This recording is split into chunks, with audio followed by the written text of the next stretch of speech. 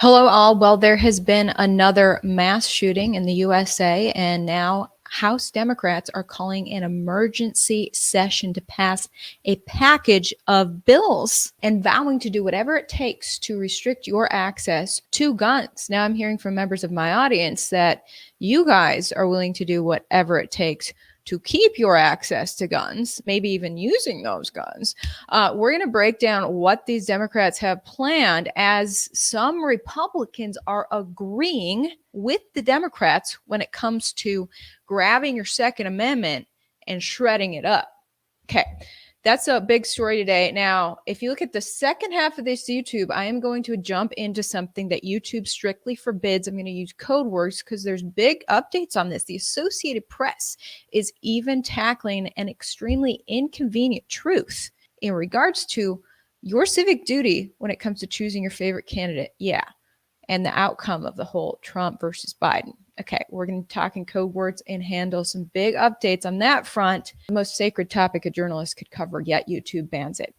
Anyway, get this. The latest mass shooting, not as big as the Texas shooting, is the Tulsa, Oklahoma hospital shooting. New York Times reporting, quote, man who killed 4 in Tulsa Medical Center bought rifle hours before attack. Police say the gunman, who officials said was upset about the results of a recent back surgery, killed the doctor who performed the surgery and 3 others before killing himself. Down here, they talk about his motive. The gunman, who the chief said fatally shot himself, had been carrying a letter saying he blamed his surgeon for continuing back pain and intended to kill him and anyone who got in the way. So now the update is that House Democrats are seizing this opportunity.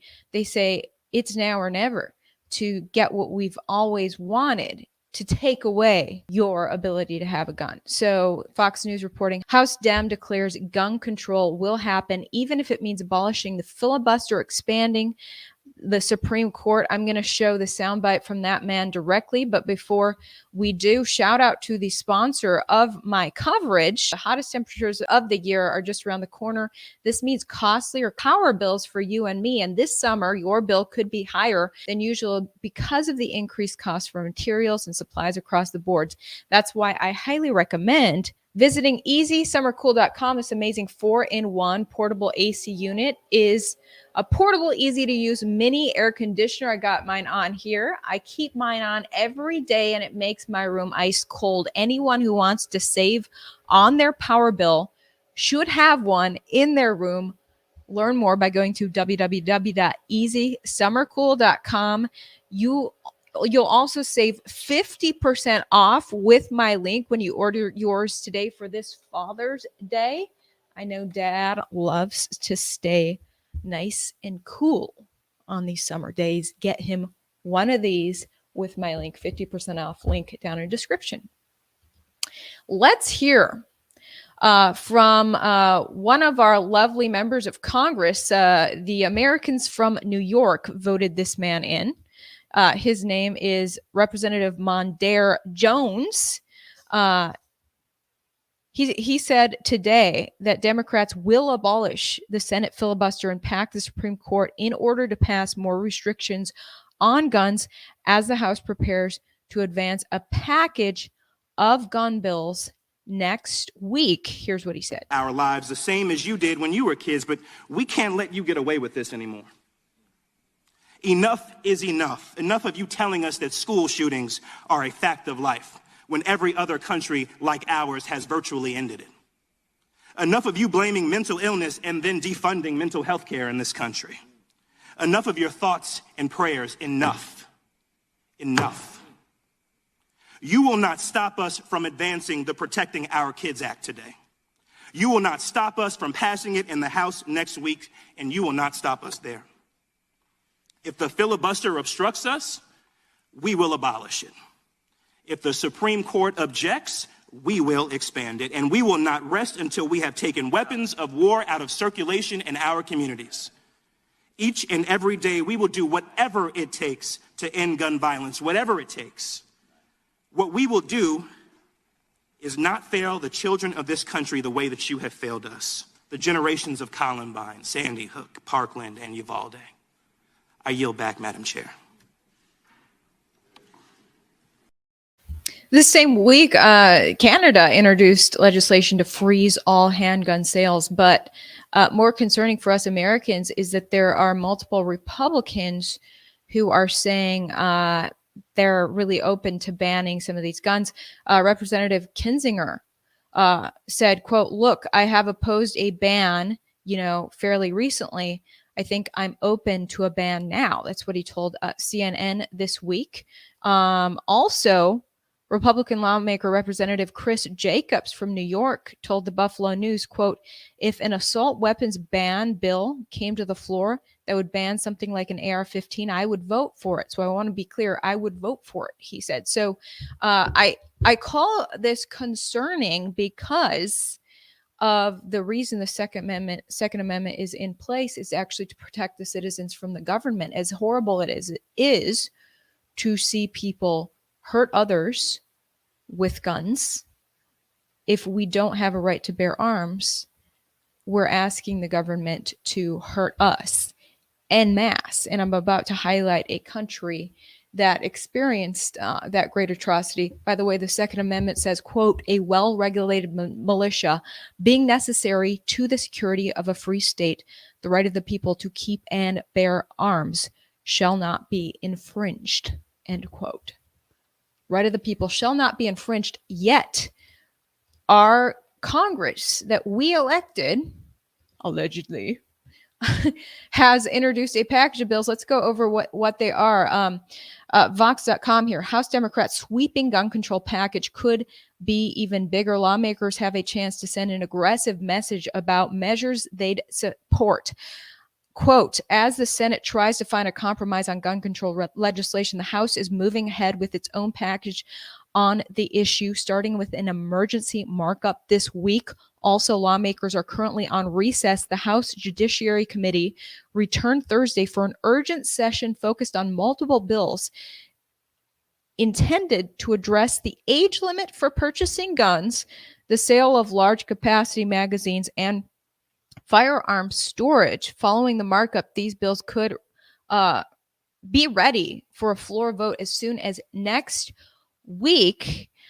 This is part of Protect Our Kids package. Now, that they didn't, in that list, they didn't talk about the plan to ratchet up the government's ability to track guns, to track who has a gun and where it is. Okay, they also said as part of this week's markup, Democrats considered 8 bills which they've dubbed the Protect Our Kids package. This legislation is in addition to votes the House will take on a federal red flag law sponsored by Representative Lucy McBath of Georgia, Democrat, which enables law enforcement to confiscate weapons from an individual who's seen as a threat to themselves or others, as well as a markup it would conduct on an assault weapons ban. House Democrats also previously voted on 2 bills that would strengthen background checks for guns. So they're doing a lot here. And I know the red flag laws are really concerning when the government decides who's going to be a threat to themselves and others. What indicators is the government using to determine that you are a threat to yourself and others? Well, if it's up to the DHS, they've been really clear about what they think is a domestic terrorist. It's someone who questions the results of November 2020 and someone who is not okay with the pandemic restrictions. They've put out many bulletins over the course of the pandemic warning people about communication. If you're chattering online about what happened in November 2020 and you're not okay with it, the government may track you. You may be called a domestic terrorist. So some of this stuff is quite concerning. I want to highlight for you what happened in Nazi Germany.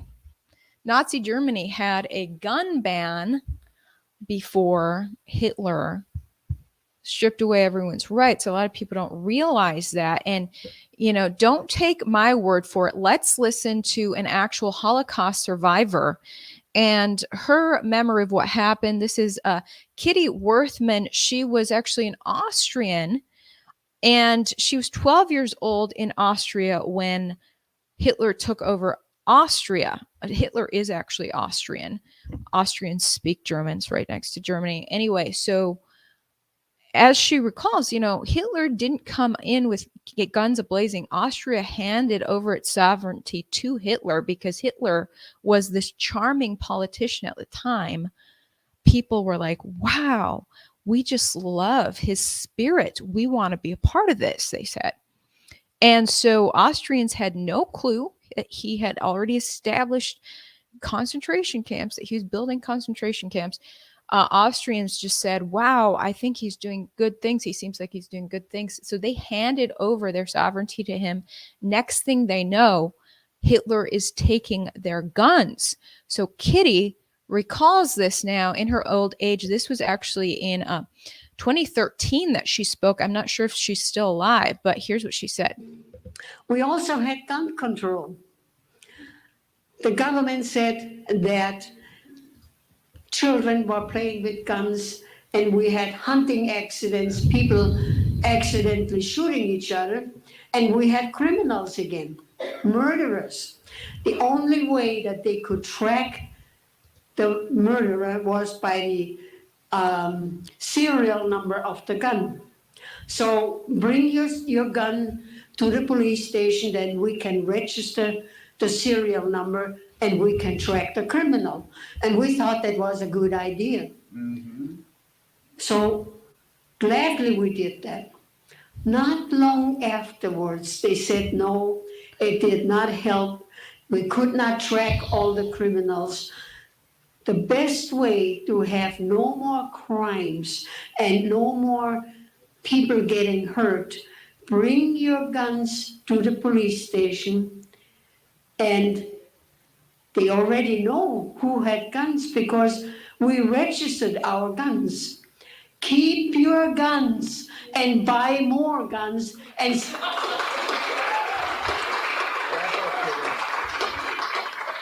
stack up on your ammo.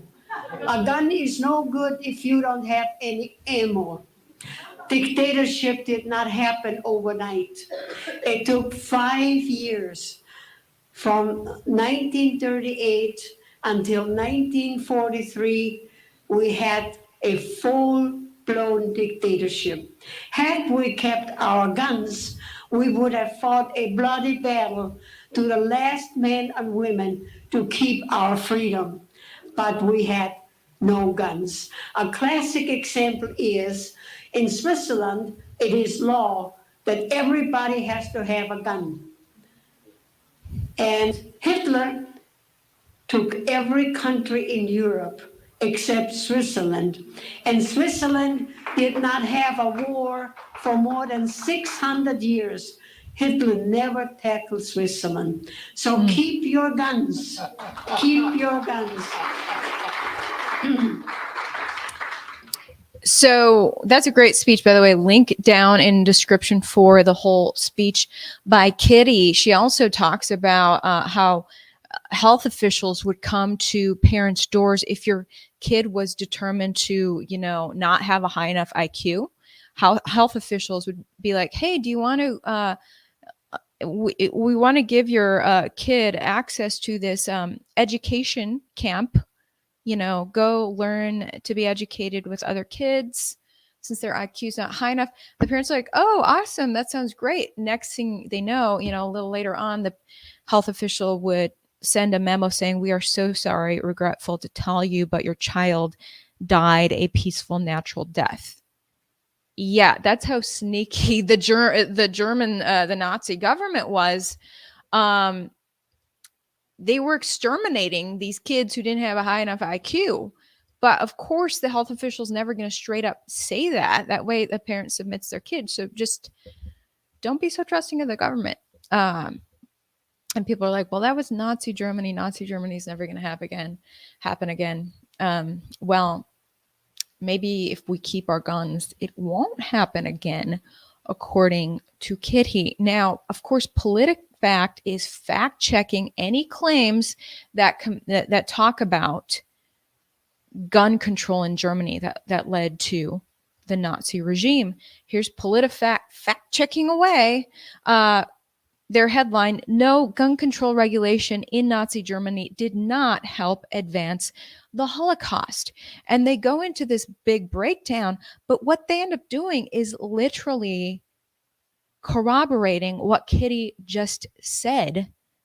While saying basically what Kitty said is false, they lay down what actually happened, which is what she said. They say here, they admit here, let's make it clear. The Nazis did deny guns specifically to Jews, but given the size of their forces and their methods of confiscation and extermination, this is a trivial factor. The notion that it would have made any difference is unreasonable, they said. And Germany started to lock down its citizens' ability to have guns in the 1920s. Okay, then Hitler comes to power in 1933, and it took a full 5 years for Hitler to fully turn it into a full-fledged dictatorship. So these are sneak attacks that always happen. This article is actually really despicable, though, when the way that it's written, because they actually hide. They reword things to be very deceptive, specifically when they're talking about Nazis. Okay, so they're talking about how, look, in 1938, Hitler actually loosened up on gun laws. And it says here, government workers and members of the National Socialist German Workers' Party were no longer subject to gun ownership restrictions. Okay, so actually during the dictatorship, people were allowed to have guns. They don't clarify that the National Socialist German Workers' Party is long form version of the slang Nazi. Nazi and National Socialist German Workers' Party are the same thing. So what this sentence actually says is that, yeah, we locked away other people's guns, but the Nazis got to have guns. And here they're making this argument that, oh, gun ownership didn't make any difference because the members of this political party were allowed to have guns. No joke, the Nazis were allowed to have guns. They were the ones out exterminating people, and they needed guns to do that. And they had to take away other people's guns first. This PolitiFact article is pretty freaking despicable. They should have written that Nazis were allowed to have guns, but they specifically wrote the long form name of Nazi to disguise the fact that it was the Nazis who were the people allowed to have guns. PolitiFact is trashy. PolitiFact is trashy. Now, it's really important. This is an important time in history when we think about the fact that our founding fathers wanted Americans to have guns to protect against the chance that the government would try to control them again, because they just were in the process of breaking free of an English government that didn't give them any rights. The court system was corrupt. Everything was corrupt in regards to people not having rights and freedoms, which is why that's why America fought for freedom to begin with. So they didn't want government encroachment to ever happen again. So people, the right of the citizens to have guns should not be infringed. Now, we're in a point in history when, once again, we're seeing infringement of people's rights more than perhaps we've ever seen. And we're looking at it on a global scale. It's happening to everyone because it's associated with the pandemic, but different countries are instituting bigger restrictions than others. And you'll notice that the countries who have already stripped away the guns from their citizens are the ones who are cracking down on their citizens the most. I mean, it was Australia. Australians aren't allowed to have guns. Australia had some of the toughest restrictions, and there were mass migrations out of certain Australian states because of how oppressive the government was. They instituted quarantine camps, and we didn't see that in America, and perhaps it is because Australians were not as afraid of their citizens as the American government is. America knows that a lot of its citizens are very well armed, and they've been especially stocking up on guns recently. Okay, then we look at China. And China also does not allow its citizens to have guns. And China has instituted a very oppressive regime, a zero illness policy in this pandemic, which means that the fact that a handful of Shanghai citizens tested positive for the illness, they were asymptomatic. The government went ahead and locked down all 26 million of the Shanghai residents. They could only get food delivery, but most of the delivery guys were locked down too. So people started to starve. It was bleak. And so, I mean, I did a whole YouTube. I did a whole YouTube on the China situation. I've done 2 YouTubes on the China situation. It's horrible. People's pets are being exterminated. You guys were mad at me for showing what was actually happening because it was so horrible to see someone who tested positive have the government come and beat their dog to death and bag their their cats, literally put their cats in trash bags, pile of cats meowing in trash bags, taken off to be gassed. Okay, gassed, just like the Nazis did to humans. So it's really bleak in China, and the citizens can't fight back. They're not even allowed to have guns. Funny thing, I went to the gun range recently to brush up on my Second Amendment skills. I posted a TikTok video of me shooting that gun, and TikTok is Chinese owned. So TikTok immediately banned the video. I mean, they had an algorithm in place to identify that there was a gun in that picture somehow, because that video went down instantly. TikTok banned the video, said that I was doing illegal activity. Yeah, guns aren't illegal yet in America, but the Chinese app said that they were illegal because they are illegal in China. Now, the Chinese are so concerned about their citizens having zero ability to defend themselves that they even strictly regulate knives. I want to remind you of this video from Wall Street Journal documenting how much China controls your ability to even buy a kitchen knife. Goods that are deemed dangerous are tightly controlled. If you want to buy a knife in this cutlery shop, for example, the purchase is tied to your ID, as this salesman demonstrates. 这个叫二维码，这个叫二维码编号，然后直接雕刻能激光刻上就可以了。就是一个身份证画面上面，然后一读卡，这个叫身份证照片、身份证号码，然后民族、家庭住址都有了，然后生成一个二维码。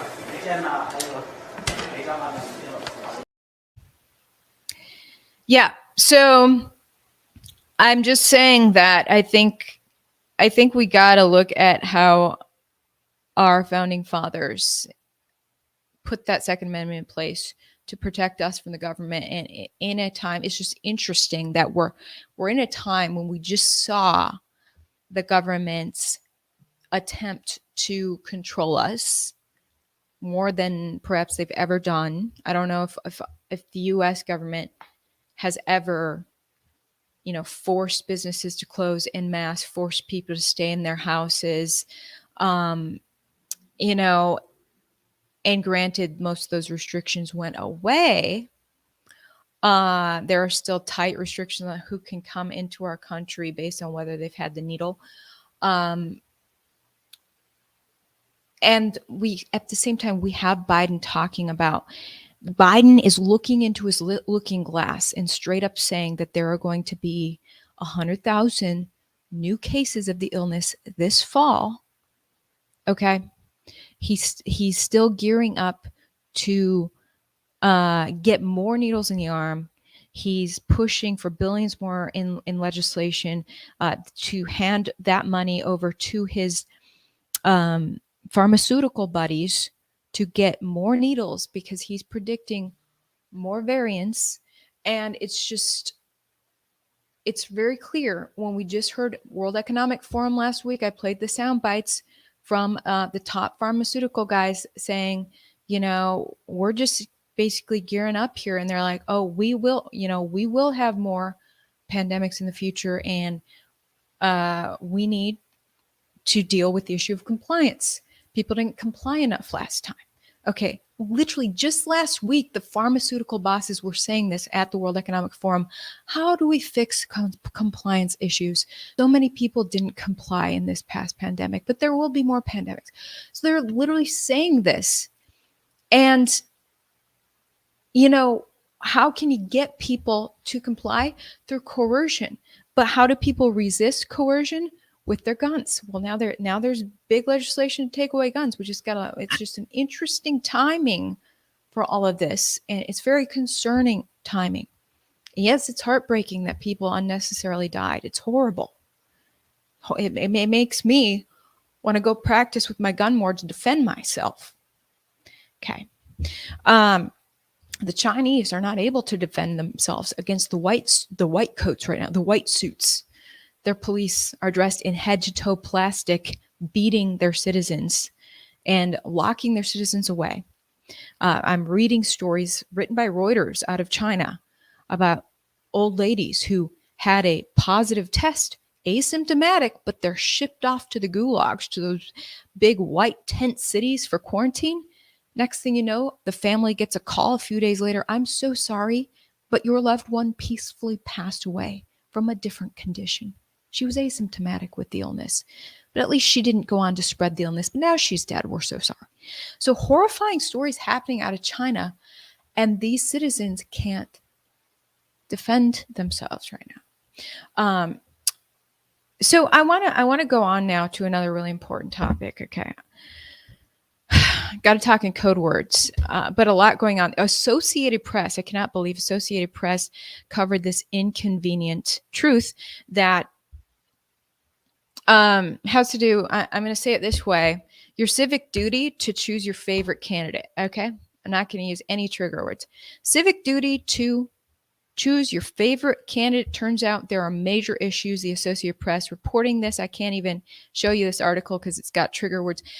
YouTube has banned this topic, but here it is. A cyber agency, AP reports, in regards to software associated with your civic duty to choose your favorite candidate, they found vulnerabilities in some states. That's the headline with the Associated Press.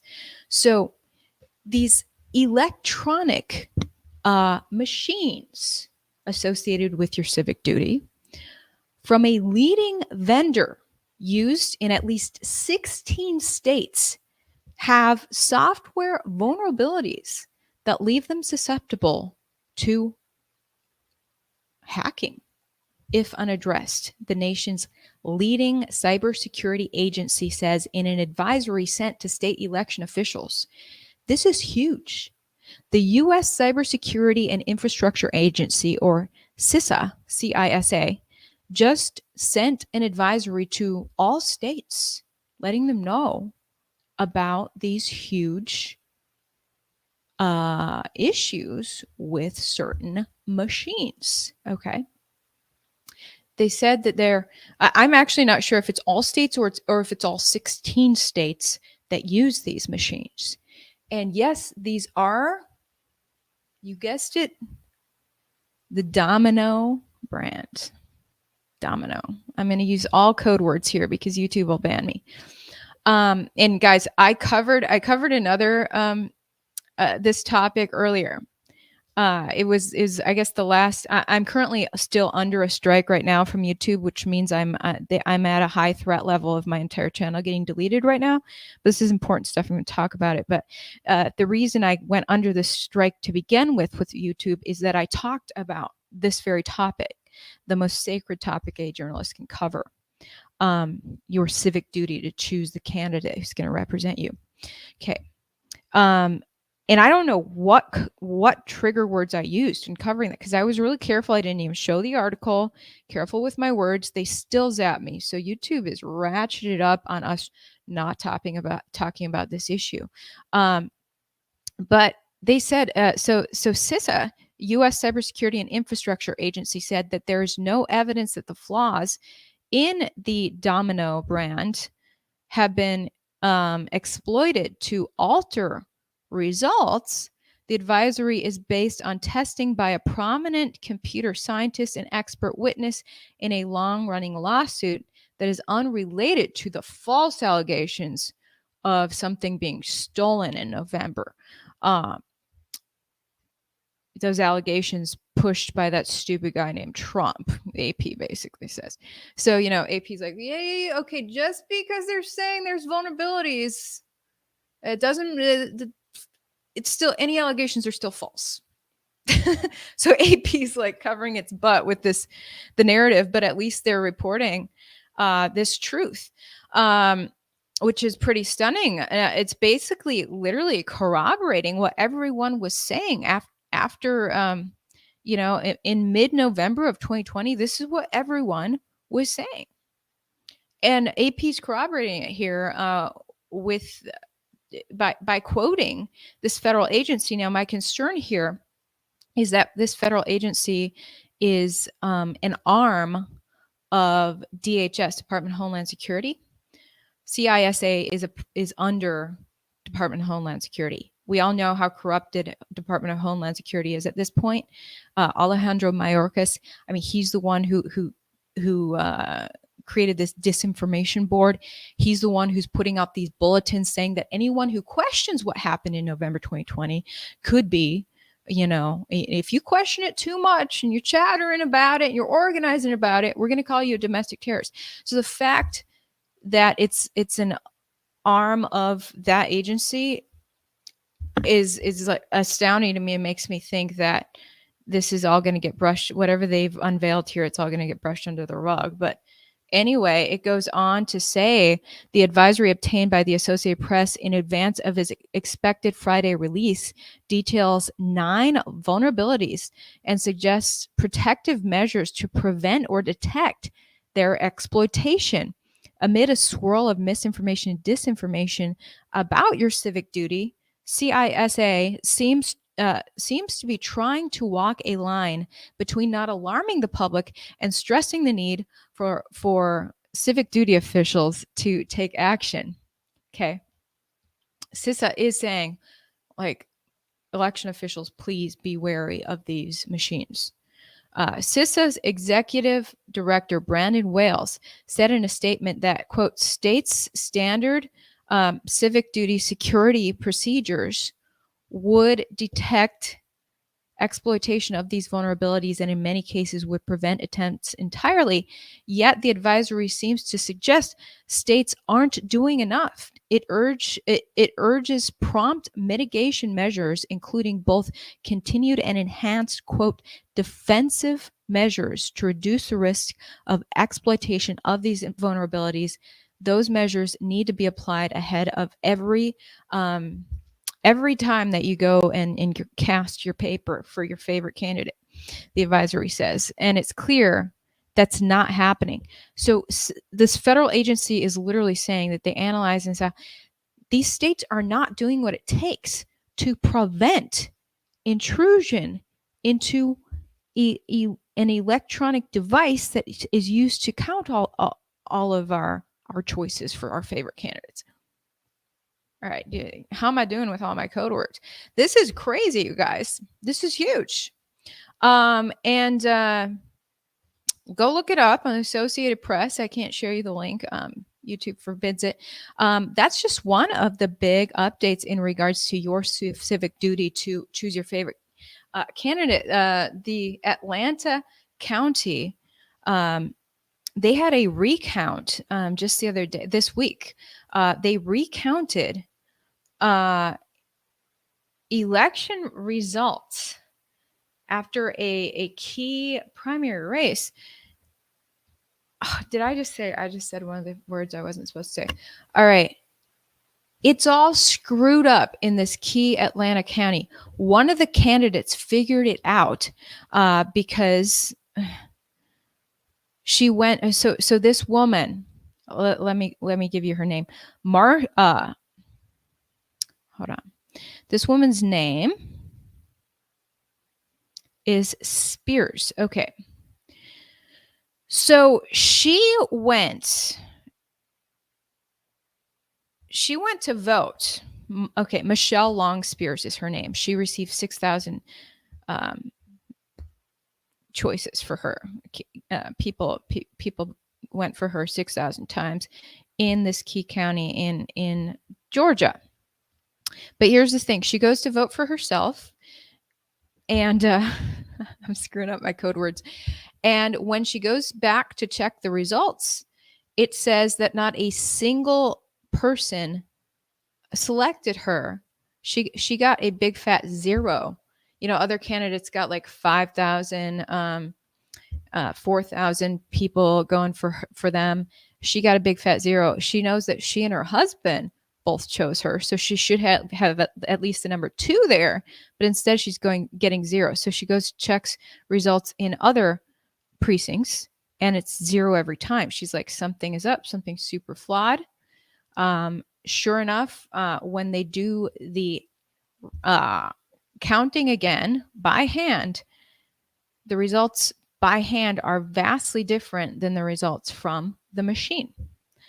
So huge update out of there showing blatant F word, anomalies.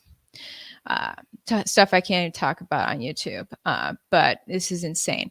In addition to that, this week, I don't know if you saw Dinesh D'Souza's new film. It is a must-see, but the investigators featured in that film went and testified before the Arizona legislature this week. They have been testifying before many legislatures. This evidence that they found is so damning in regards to our civic duty to choose our favorite candidate. Are we really choosing that favorite candidate, or is someone messing with it electronically or otherwise? Or maybe there's mules on the ground, as was uncovered by these investigators that Dinesh featured. So those investigators have been testifying around in different states, especially the key swing states. They testified in Wisconsin over the course of this past winter about their findings. And when I tried to cover that, I was fact-checked, shut down. By fact-check, I'm saying that these fact-checkers blatantly lied and smeared me in order to lie to you to cover the fact that I was citing word for word what was happening in that testimony. See, the media is not supposed to cover these public testimonies before the legislature. They cover all kinds of other testimonies before state legislatures, but when it comes to this most sacred topic of whether the person chosen to represent us in office was truly chosen by us, or was it chosen? Or were they chosen by some other system, and we just went out to our precinct for no reason? Okay, so these people are testifying before the state legislatures, and the media is not covering it. Now, in Arizona, very key state, they just testified again, displaying all the evidence for people who, we don't like how Dinesh presented it in his little fancy production with the music. Okay, you want to get the raw, dry, real facts in a hours-long legislative testimony? We got that too. It's been happening in states across the country. Just happened in Arizona. Crickets from the media. Nothing. Media will not touch this topic. It is stunning. The one media outlet who's touching it, Right Side Broadcasting. Thank God for them. I hope they take over Fox News. Fox News is a disgrace. Right Side has been there on this most sacred topic when Fox has been muzzling every one of its on-air talent in regards to this topic. I'm just saying, from my experience, I was within Fox, okay, in the local level. Fox Houston still owned by the Murdochs, but there's a Fox Phoenix, okay, And Fox Phoenix was not there to cover this big Arizona news. Neither was the national Fox News channel, because Fox has a ban on the truth in regards to your civic duty to choose your favorite candidate. So let's look at this clip from Right Side Broadcasting. Carrie Lake joined the broadcast. She's running for governor now in Arizona, and she actually ditched the fake Fox local Phoenix. She was working for the same fake Fox Corp that I was working for. She was local in Phoenix. I was local in Houston. And all the other controlled opposition are, local in Orlando, DC, as well as national level. They're all controlled and lip-sipped on this topic. But here is Carrie, now that she's free, joining a new independent outlet called Right Side Broadcasting, which I hope will grow. She just joined them as a guest to tackle this topic at the Arizona legislature. You and I were just talking about the media coverage for this and how we look around the room, Carrie. We're the only ones here. Yep. I mean, thank God for Right Side Broadcasting, to be honest. We are at a critical moment in American history. One of the biggest stories ever is happening right here in Arizona and other states, but really we're the epicenter of it. And where is the mainstream media? They've lied to the American people. They've been part and parcel to the stealing of our elections and really the destruction of our country. And here we have a very important day happening here as far as educating some of our lawmakers about what's happening with the booking. And I don't see anybody except you, Brian, and Right Side Broadcasting. Oh gosh, she just said a word that is not allowed on YouTube. I might be in trouble. But anyway, she's laying out reality. This is what's really been happening. And the fact that YouTube and many other outlets, including Fox, are forbidding this topic is one of the most concerning things in American history. It tells us there must be something to this. We don't even know what all is going on because there has been such an effort to silence any evidence. This is a very concerning time in our history. And with the Democrats saying they will do whatever it takes to take our guns, even if it means bringing more Democrats to represent us that we may or may not have voted for, because I don't know, very freaking concerning times. I'm just saying, all the emotions of lives lost. It's very sad, having these kids die. It's absolutely heartbreaking. But this is not a time to let emotions get in the way of our individual liberty. Those are my thoughts. What are yours? Looking at your comments here. Why is it critical for the media to be there? Because if the media is not there, the citizens have no idea of the levels of corruption, which you guys, many people never saw Dinesh's film. Okay, I knew about that evidence before Dinesh's film even aired, because I was watching the forbidden testimony in the state legislature in Wisconsin, where they're laying out this evidence in regards to, people don't even realize the latest technology. You don't triangulate when it comes to tracking phones. You don't triangulate cell phone towers to get so many yards of where this person could be. Like, the latest technology, it's within inches of wherever your phone is. So they were tracking the exact movements of these people, and they have it on cell phone video, they have it on surveillance video, what these people were doing. Now, where are the arrests? The government has to care about this issue enough to arrest these people who were compromising our ability to choose our favorite candidate. Where are the arrests? Also, why are the investigators that Dinesh highlighted not putting these nonprofits on blast, these NGO, non-governmental organizations that the mules were going to? Why haven't those been revealed? I would guarantee you it's for fear of lawsuit. If the researchers put out where the mules were picking up all those envelopes before they deposit them in a box, they'd be facing a lawsuit from the NGO. But we deserve to know what those organizations are. It's really freaking sad that lawsuits are helping to hide the truth in so many instances. Fear of lawsuits. I mean, when you look at what happened with that domino machine company, anyone who talks about them, they sue them out the wazoo. Somehow people like the pillow guy are still going strong despite all these crazy lawsuits. But I mean, the lawsuit against Fox really helped to put Fox's tail right between its legs and zip its lips and run into a corner. Because prior to that domino company suing Fox, yeah, I'm using code words again because I can't talk about this topic on YouTube.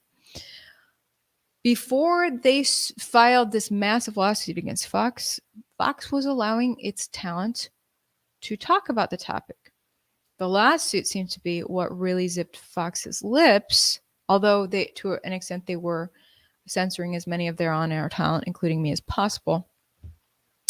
So lawsuits are a great weapon for silencing your opponent. Unfortunately, Fox is very afraid of lawsuits, and it was my entire career with them. It was very difficult to cover a lot of topics because there was such a threat of lawsuit. I mean, in one case, there was a crime where a man assaulted a woman. I couldn't even say on air that I couldn't even quote the witness on air. I couldn't even allow the witness to say what she saw this man do on air for fear that the man would sue us for allowing her to spill his dirt about beating someone. Fox was so afraid of lawsuits. So it's really a disgrace. Okay, guys, my show went a little long today. Pray for my channel after I allowed some censored words to come out on YouTube. The bots are probably after me again. Thanks for your support. You can support me at the links down in my description. And we will see you tomorrow. Truth bombs. See you then.